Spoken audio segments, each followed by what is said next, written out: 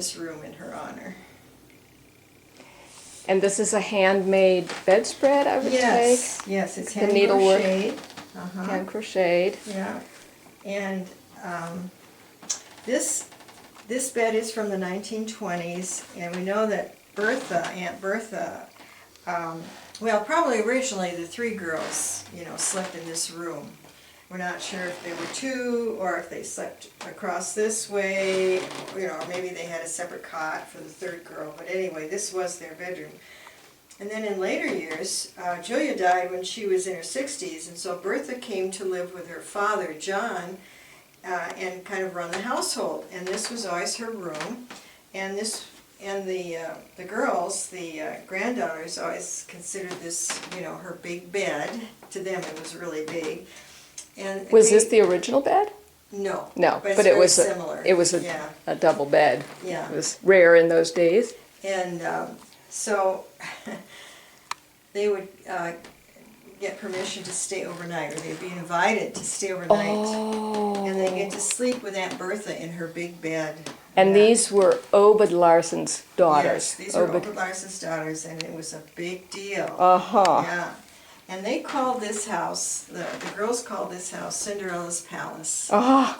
because it was always so beautiful. Uh-huh. Yeah. So they enjoyed being here. But getting back to the Helmke girls, the other twin, Corinne, made this wedding gown herself.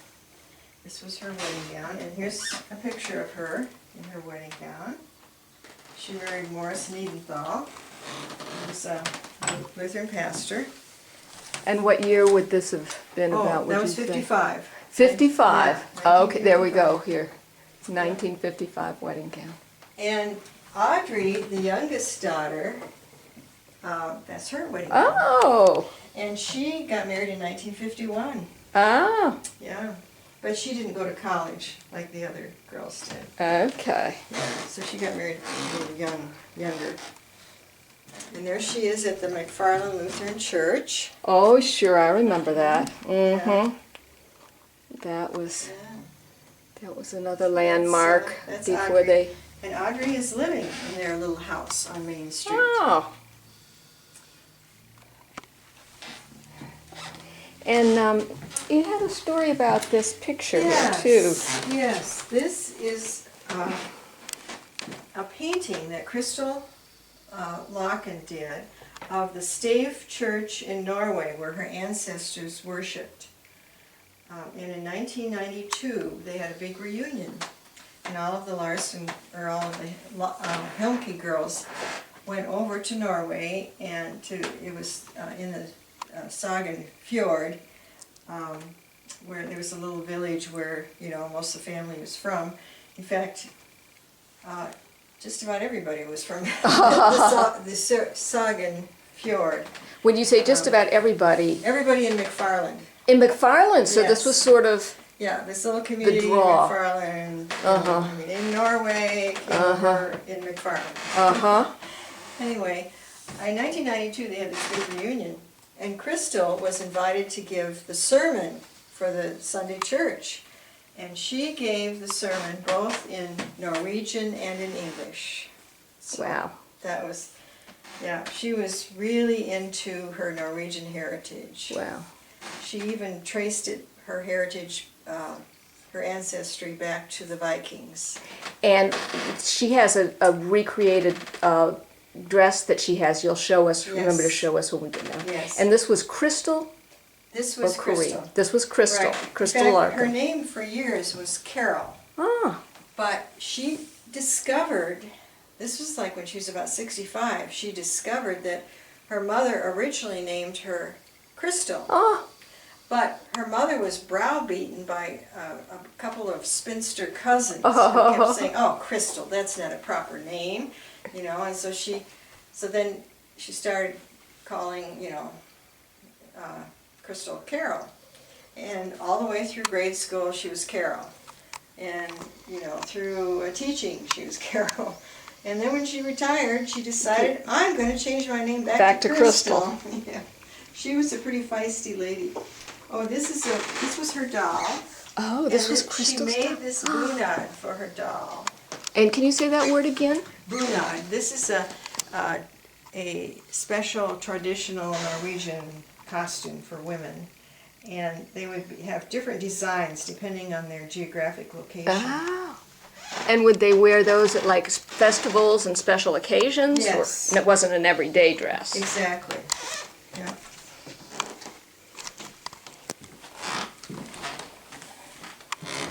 And going out of this room And this is the hallway.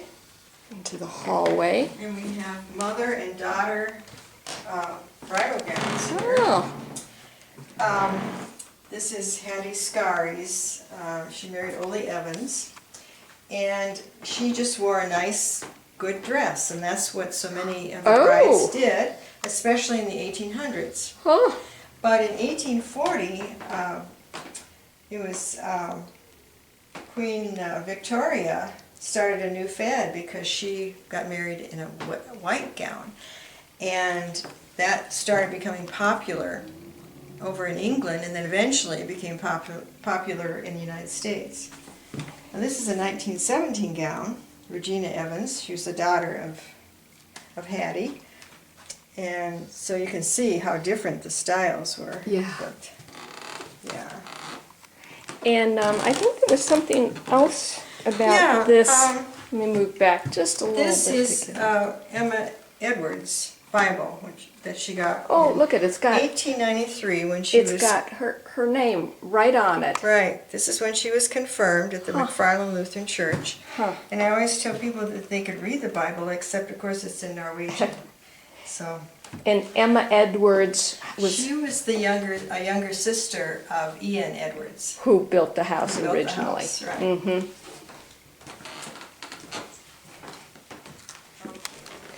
Now we're going into a bedroom that is Going into facing the Exchange Street. Master bedroom. Master bed. Oh, and this is this octagonal too, or No. the front is just a little bit Yeah, this is... bump out. Right. Right. Mhm. It's a special feature, and the living room is similar. Okay. With the protruding walls here. Yeah. So, we know that John and Julia had a brass bed that was similar to this, and it was in this location. Now, they would not have had a baby crib, but we did accept the crib because it was Maud Holscher's crib in the of Holscher Road. There was a Holscher farm. The Holscher family was very active in the community for many years, so we did accept that crib. We think that this would have been a good place for Julia to do her sewing. This is a Treadle sewing machine. It's a white machine. And, of course, the rocking chair. And the rocking chair is kind of similar to the furniture in this picture. This picture is of Talif Olsen Folsheim and his whole family. They had a big farm in the town of Dunn. And here's Talif and his wife. Now, when the Norwegians came over, they would often have two surnames. They'd have their, inherited surname, but they'd also take the name of the farm where they were working. And in this case, Talif Olsen Folsheim decided to drop the Folsheim, so he became Talif Olsen. And they pretty much had to do that because here, you don't have two surnames, you just have one surname. But you can see everybody in the picture is very serious, and they had to sit very still.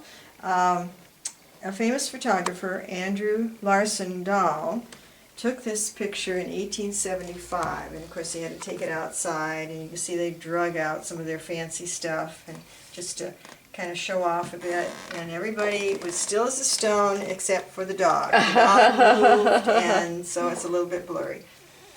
And I think one of the interesting things too is they brought out this picture of looks like a spaniel. Yeah, it's a dog.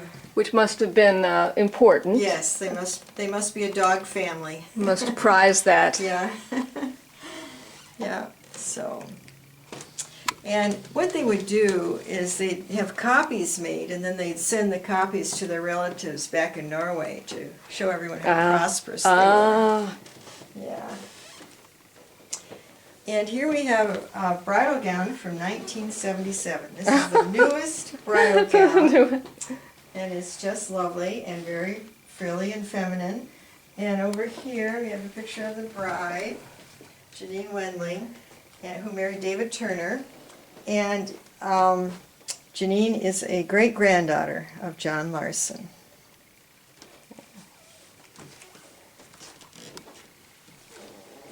So, we have lots of doors here.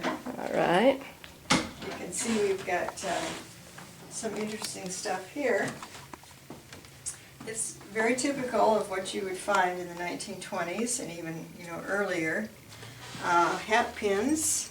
You have to have hat pins to keep your hat on. And then all sorts of, tools to keep you neat and clean. Curling iron. Now this would have been, placed over the right kerosene over, lantern. wow, right Yeah. over the lantern. And then you just hope you don't singe your hair. Here's a men's collar box. Oh. So you keep your collars in here. Oh, look at that. And we see all those pictures you've got of men with those stiff collars. Yeah, so here's a good example of a nice stiff collar. Wow. Couldn't be too comfortable. And how would they get them that stiff? Oh, lots of starch. Lots of starch. That's just starch. Yeah, that's just starch. Okay. All right. So, I wanted to mention the fact that this room is in honor of Tolf Olsen, and also the youngest guy in that picture over there is Theo. Theo married Gina, and they had Hartman. And I remember Hartman Olsen. He was very active in the community. He was the Town of Dunn chairman for many years. He was active in Sons of Norway. He was a founding member of the McFarland Historical Society. He was active in the McFarland Lutheran Church. And here he is in his retirement. He and Roy McFarland is the grandson of William McFarland. They put together, they reconstructed the Norwegian log cabin behind the museum on Main Street. Yeah. So he was quite a gentleman. And his daughter, Tura, named this room in his honor. And this is a picture of her mother, of Tura's mother when she was young. Is that cute?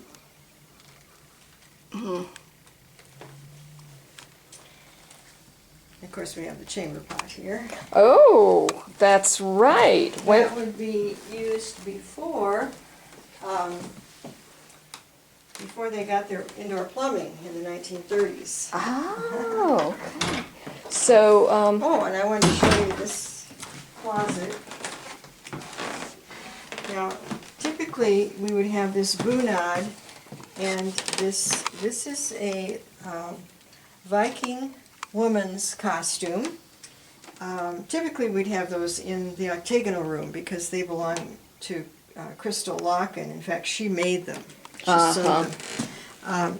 But the woman is very special because she's the keeper of the key for the lodge. So you know that she has very high status. Yeah.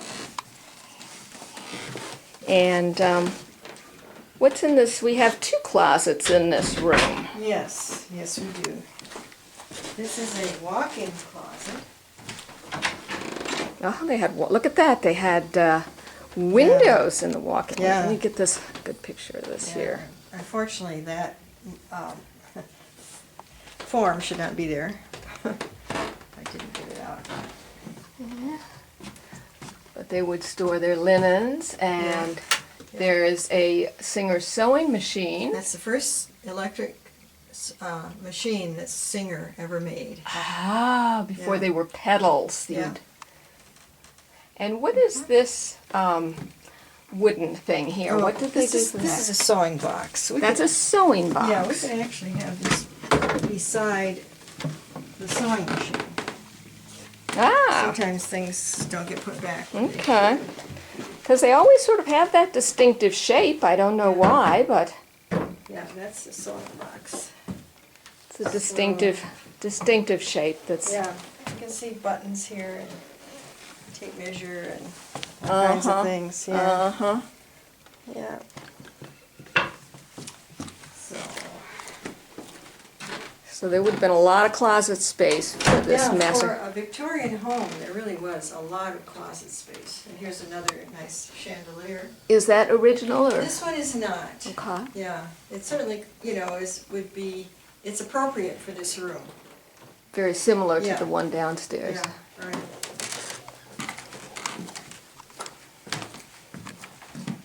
We're going back through the front hall where the stairway Yeah. is here. And we do recognize people who have really contributed to our community and also given donation. There's like $1,000 given for each couple here, and all three of them have volunteered many, many hours at the Larson House.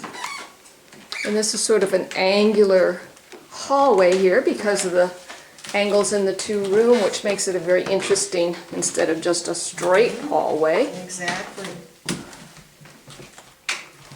Oh, this is one of the funnest rooms I think there is here. This is... Yeah, I'm not sure why. These actually go here. I'm not sure why it was changed, but these are little antique things here. And then we usually have this little baby buggy out like so. This is the children's room. And we think that Victor could have been on top of the single bed and little Donald could have been on the trundle underneath. Yeah, we're not sure, but... Though this bed isn't original to the house, it is Right. indicative of that. Time period is from the 1920s. Yeah. And again, So- we've got the molding to hang the Right. pictures. Yeah, in this particular room, this is not the original molding, but it's, It's again. it's similar to what would have been here. And I think you said this is the other original piece. Yes, this is the other original piece that was left behind. It was up in the attic, and it too was a mess. The top of it, the boards were coming apart at the seams. Mm-hmm. And one of the people on our committee, Lee Ackley, is an excellent woodworker. He has a wonderful shop. And he took it apart. He glued the pieces back together. I stripped it and refinished it, and there it is. So, Amazing. yeah, it's a lot better. And again, it's stamped on the back, T. Lewis. Uh-huh. So we know it came from Right. Tolliff Lewis's furniture shop. Here on in Main- McFarland. Yeah, on Main On Street. Main Street. You know where the dentist's office used to be? That's where Tolliff Lewis had his shop. He was a furniture maker. He made coffins in the second floor. Okay. And he had a little pulley or dolly system to drop them down to the first floor. And he also had a barber shop in there too. So Oh, he was Gosh. quite the guy. And this particular wedding gown is from 1911. Uh-huh. Yeah, he was. It's not originally from McFarland, but it is a nice gown. And in here, we have a lovely closet with shelves, and you want to take a peek because there's antique dolls in there, and there are clothes, and there's shoes and books, and it's just quite interesting. And these would have all been from the time period of the 20s, you would think, or? Well, 1900 to 1940, around. Uh-huh. Mhm, Uh-huh. yeah. Mm-hmm. A lot of white cotton. Can you Yes. imagine your kids wearing white cotton Yeah. without roads, with muddy paths? Right. They did a lot of washing. Gosh. Washing. There's a little doll behind you that was Aunt Bertha's doll, the one in the little bed here. And that's Amelia, and she's also called Fragile Doll. And Amelia has a special history. When Aunt Bertha was a teenager, she had a boyfriend. And he was bound and determined he was going to get this doll. He was going to win that doll for Aunt Bertha because he knew that she really, favored that doll. And there was a special game at the Larson's Beach store, and you'd have to pay so much money, and then you'd scratch off or do something in order to see if you win the game. Well, he spent $15, which was a lot of money back in around 1900. No, I guess it would have been around 1910. Anyway, to try to get that doll for her, and he finally did, and it was always very special to her. We don't know what happened to the young man. We think maybe he went to to war in World War I and never came home, but. And the other sad part, now Bertha is John Larson's sister, and she never married. Right. Never married after that, so that's a love story, a little love story there. Yeah. Well, Bertha is John's daughter, not her. Bertha's John's daughter. Right. Okay. Right. And yeah, that's a good. But her nieces always liked that doll, and Bertha would let them hold the doll, but she'd always say, "Be careful, she's fragile." So they called her Fragile Doll. Because this is porcelain. Yeah. It's porcelain, so. Right. And just a little note, even when the ladies got older, they would say, oh, they would all want Aunt Bertha's doll when she passed away. Right. And it became a fun story for the sisters. And that was John Larson, Obed's daughters. Was it Lois that ended up with the doll? Yeah, Lois ended up with it. Yes, because her daughter was the one that brought it to me. Oh. Yeah. So that was neat. Now you have an interesting story about this Yes. cupboard here. Okay, Steiner Thompson, the guy that came over with his family from Norway when he was 7, and he married Elsie Vick. His father made this in Norway, and they lugged it all the way from Norway to McFarland, and it was made in 1831. And originally it had just wooden pegs. It didn't have nails. Ah. But to think how he got this so perfectly rounded here. And yeah, so we're very happy to have it. It's the oldest piece in the house. Wow. And we decided to put antique toys inside. Ah. So, yeah. Here. So I'll just do this. Oh yeah, look at that. All right. Okay. A lot of little, look at those little tiny dolls they would have. Oh, and this one fell down. Little tiny rag This dolls. is a type of puzzle. And you want it to get the pictures on it right. to look like that, but some of the right, let's see.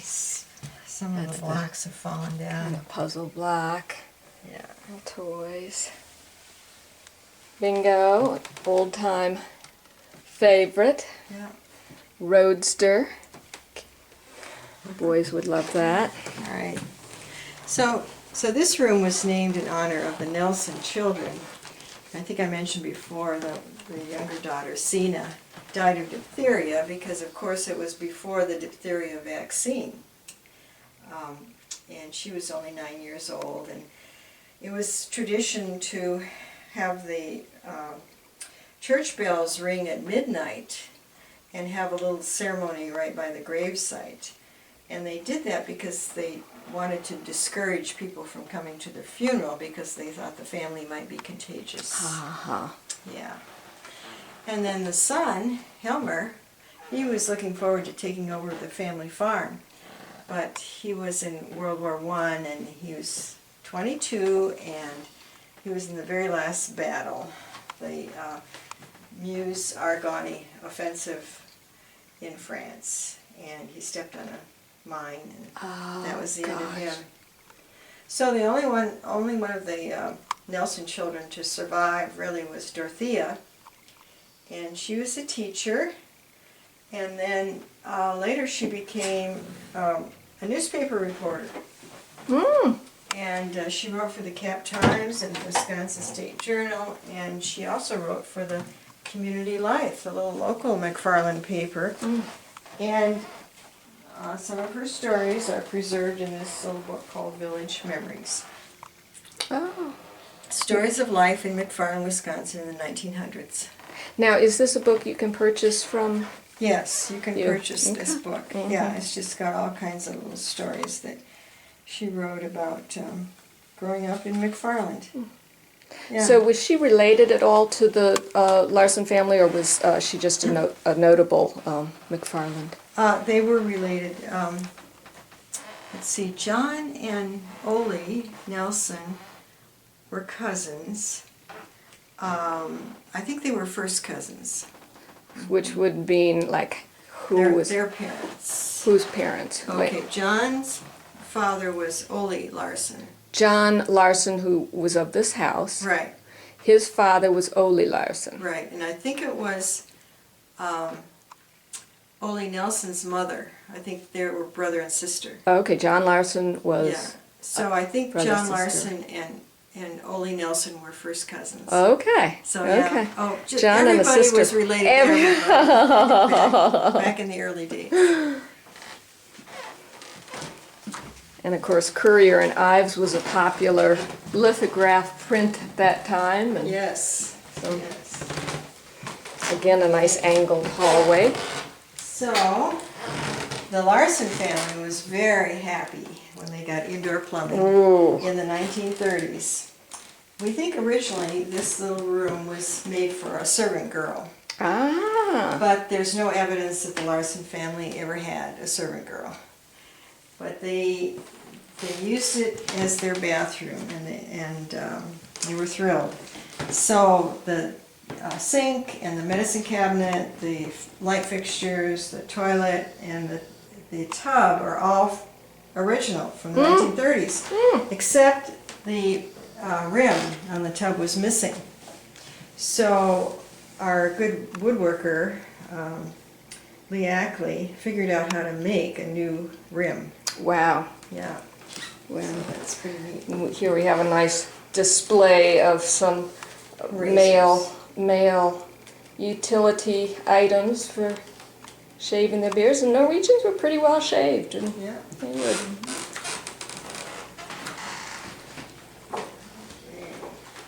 And here's the back room. So Stairwell. this room was probably originally made as a bedroom, but John Larson used it as his office. And we know that he had a cylinder desk. It's got a hard top on it. It's not a roll top, it's a cylinder desk. But he had one very similar to this. And it's So a always- roll top would have had slats on it. Right. And this is just made of one piece of wood. Exactly. Wow. Yeah, and it always has an open glass bookcase, and we have lots of old books up here. Some of them are in Norwegian, but so John would sit here and do his bookwork for his resort and for the land that he rented out, his farmland. And here's an old composition book from John Larson's son, Yeah, Obed E. Larson. Obed E. Larson, from 1943. And I think both John Larson and Obed Larson were supervisors of the public school. Yes. They were Yes, very they were on- interested they in were- public education. They were and- on the school board, yes. Uh-huh. Yeah.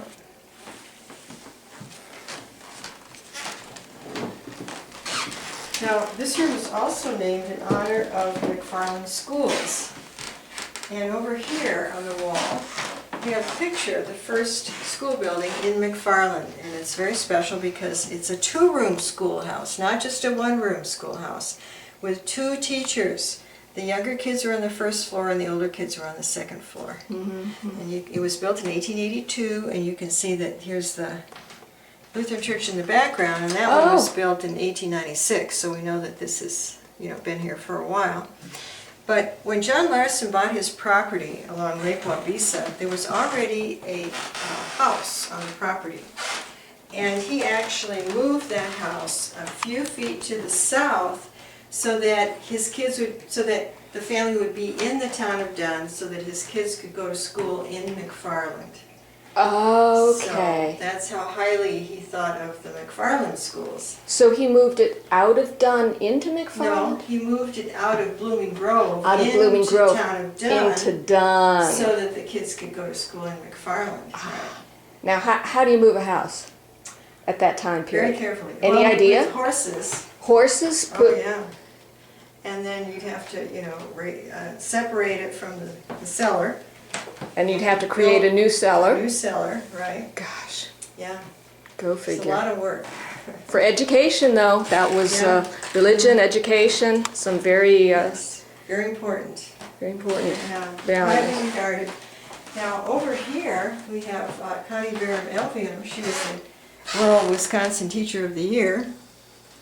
And she In was McFarland? 1958, yeah, she was McFarland. And during that time, too, they were having lots of PTA meetings. They were trying to get themselves organized so that they could have a high school district. Because when the kids got through 9th grade, they either have to go down to Stoughton to school or into Madison to school. And they really wanted to have their own high school. They managed to get the tank farms, the petroleum tank farms, into the school district. And then they had a final vote. The bond issue was for $650,000. And that was a lot of money for a little community of, 500 people. And the vote was 329 for and 14 against. Oh, boy. So you can see the amount of, the strong feeling for education among the community. We have other pictures of, really outstanding teachers. And this young woman over here was a kindergarten teacher. And her father was the first superintendent of schools, Archie Buckmiller. Oh. And he's also being honored. He was an amazing, just a dynamic person. He, in early in 1962, he drew up the plans for the new high school. He got the contractors hired. He developed the curriculum. He hired the staff, and the doors opened that fall. Oh, boy. So Wow. you can see Wow. he was a human dynamo. Wow. And Joanne married Dale Marston, who is the president of our McFarland Historical Society. Oh. And Joanne and Dale bought the naming rights to this room. Okay. And that's why Dale gets to have his old elementary school desks here. I actually wanted to see a little space heater because that's what was here originally. There was a little coal burning or wood burning space heater here. Uh-huh. And that would go outside? Yeah, That would just go up the right chimney. outside? Yeah, there's a Up the little chimney, that's yeah. a chimney there. There's So a space chimney. heater. So we couldn't have that. So instead, we were given this, which is a kerosene perfect heater. And these perfect heaters were very popular in the early 1900s. There were millions of them that were sold. And the thing is, you could burn kerosene inside the house, and because the homes were so drafty, nobody died. Oh. So tell me one more thing here. Let's look at another little interesting thing you showed me last time. Was this telephone that doesn't have any dial on it? Right. We had a telephone company with telephone operators, and all you had to do was to pick up the receiver and say hello and tell the operator who you wanted to talk to. Wow. Pretty nifty. Pretty nifty. So that was an old 1920s telephone. Hmm. And here we have, let's see, John Burke married Betty Dittberger at the Lutheran Church at Friendship, Wisconsin. The 26-year-old groom had served in the Army under General Patton during World War II. The bride was 22. And her niece is Gail Aaron.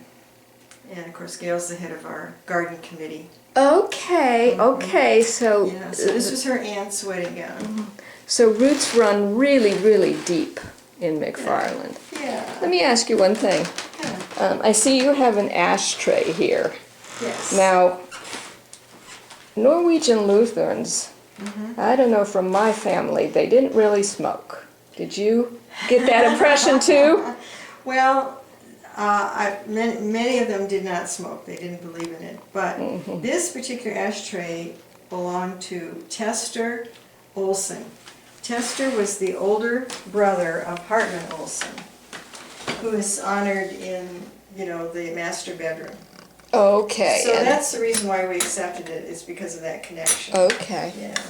And let's take a look. This rocking chair is a different style from those platform rockers. This is a little chunkier, a little more solid looking, more manly, if I may say. Yes, it is. And it has the ability to adjust, which is kind of unique. Oh boy. So you can set it up higher if you want to. Yeah. And that would have been the 20s too. It was just a different style, or yes. did it come a little later than those platform rockers, or was it? Yes, it came a little bit later than the platform rockers. Right. And again, we have a spittoon there in case there were any. Yes. A lot of people chewed. A lot of people chewed. The Norwegians, were they chewers in Norway? Yeah. Well, I don't know about Norway, but they. Oh, but we did here. have tobacco here in McFarland Yes. as a. Tobacco was an important cash It crop. was cash crop, so there might have been more backroom smokers and spitters than we knew as as children of the originators. Yeah, I would say more chewers and spitters. More chewers than spitters. Yeah. And this is our last wedding gown, 1969 gown. And Barbara Lynn Nelson is also the great-granddaughter of John Larson. So that's why this gown is special. And also, this was the very first gown that we accepted. And it sort of started the ball rolling as far as our wedding gown display, because other people stepped forward and said, "Oh, I have a wedding gown too." Yeah. Now also look at these delightful, delightful hats up there. We as ladies don't wear hats nowadays, but boy, did they have that as a fashion. Was it a fashion feature, or was there another reason? Well, they not do their hair as much as we did, the sun? The sun, and then also this one has a long veil, actually, and that would be for riding in your early automobiles, because they, you get so dusty. Okay. So you put that across your face. Okay. Yeah. And then we have the back stairway here. Yeah. Now before that we have restoration photos. These are the before photos of what it looked like when we first got the house. The side porch was completely gone. We had to totally reconstruct that. We did that from old photographs. And that's where going into the kitchen. There was a hip roof. The roof came right from below these windows, and at some point they got rid of that and they just have this flat roof. Okay. So we wanted to get it back to the original. Okay. Yeah, and that we had trees growing through the porch. Goodness sakes. Yeah. Goodness sakes, it was really in it was disrepair. In bad shape, very bad shape. Such a community service. The whole plaster is missing here. And those are spool spindles, and they're not supposed to be lopsided like that. And in fact, we did have extra ones that we found in the basement, which was very handy. But we had to strip every single one of those. Now, was that for indoors or outdoors? Outdoors. That was for the outdoor on porch. The porch. Oh, and look at that fine glass window that was. Yeah, it was. No colored glass in that window. No, a lot of the glass was missing. Wow. And you can see here the bathtub that she talked about that didn't have the wooden rim on it. And this window was missing. Oh, boy. Yeah, we think it was the neighbor's son who was a golf player. He Oh. played golf in high school. Gosh. He didn't mean to. But, and, you know, here's an example of, you know, some of the wallpaper that we had to get rid of. So we don't know when that wallpaper was put on, but we Right. know that it was destroyed. Right. And this is how this hallway looked. All right, so let's take a look at that. So we That's before. Look at all that Yeah, we did a lot of scraping. scraping.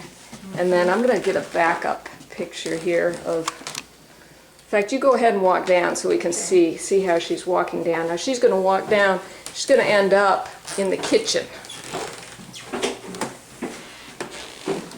which I think she said this would usually be in this time period for a servant of the house, but since they didn't have any servants of the house, I'm sure the kids would like to play going up and down this staircase, the secret staircase.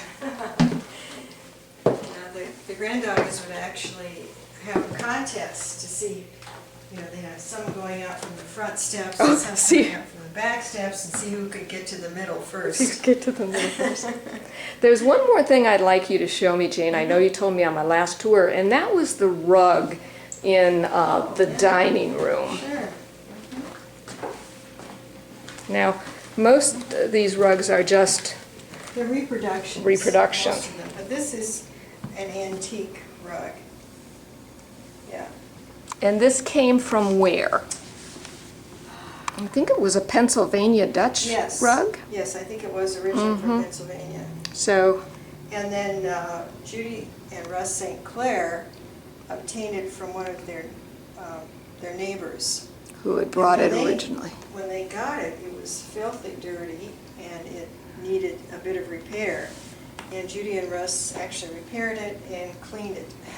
Uh-huh. And then Peggy Anderson's son gave us this mat. He donated that. So it's actually held up well and it's worked very well for us.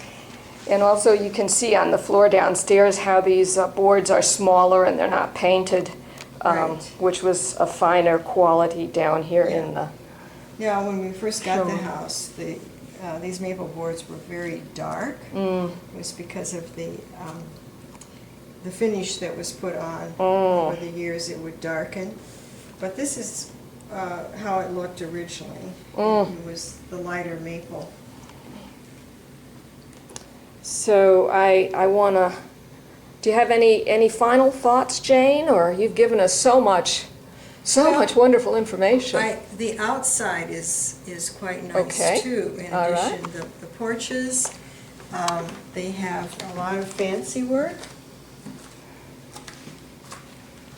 All right, we're going through the kitchen now. We're going to head out the back door, the back porch. And again, this back porch was totally missing when the Historical Society acquired Yeah. the property. So one thing that we did is the committee decided that we just simply had to replace the boards because they were in such bad shape.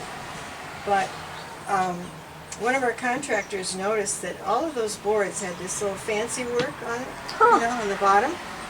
And so we had these are cedar boards, and we had them all milled so that they'd have this little lip here, oh, look at this that. little round part, so that they'd, you know, be very similar to the original boards. Now this cypress trim is original, and it's held up very well. Okay. And the molding there on that is very pretty. Is that? Yeah, that we actually took a door from the basement. We found a door in the basement that was not the right size, and Lee Ackley actually took it apart and cut it down so it would be the right Oh, size. gosh. Yeah, So this is the actual door that was probably here yeah, that he cut down. yeah. Wow. It was in the basement anyway. Basement, it was probably, right. And so- then these posts, these columns were in the basement. Wow. And they needed a lot of work. They needed to be, you know, stripped. And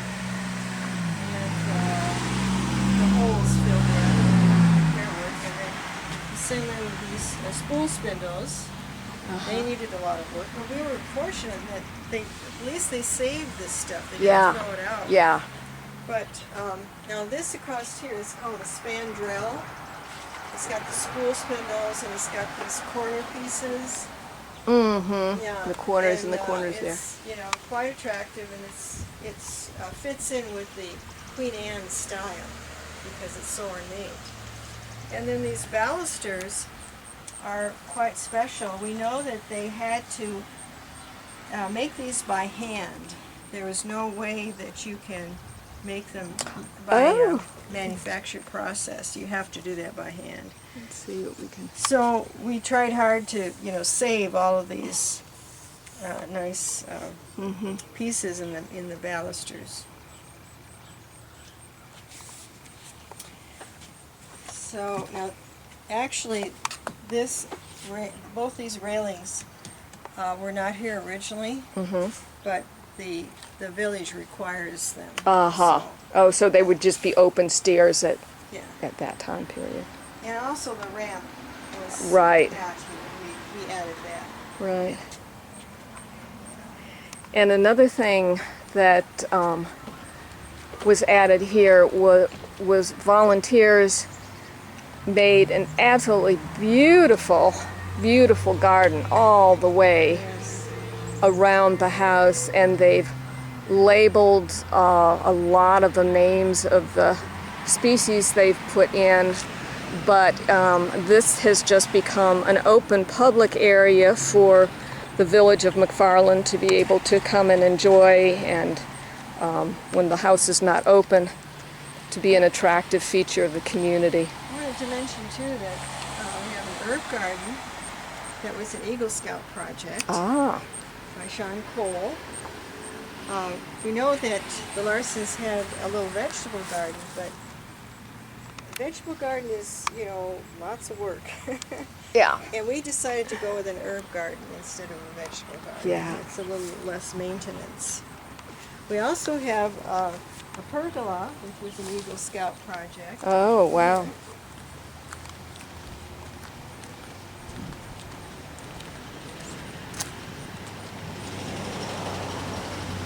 So one brother did the pergola and another brother did the floor.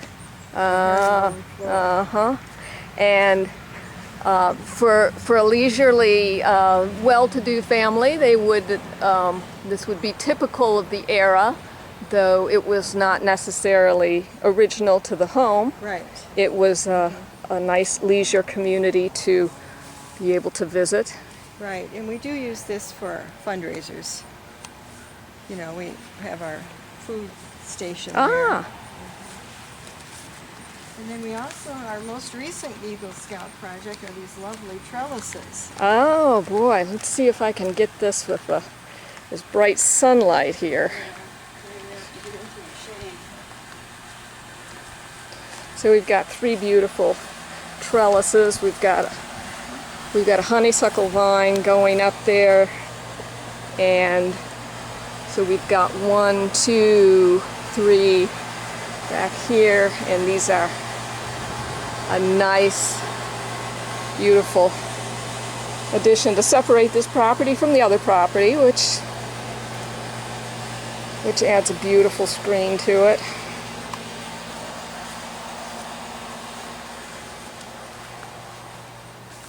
Though I think, wasn't it his brother that built the house next to him? Or Yes, Theo. Theo's brother built the house Theo next to him. Edwards. So.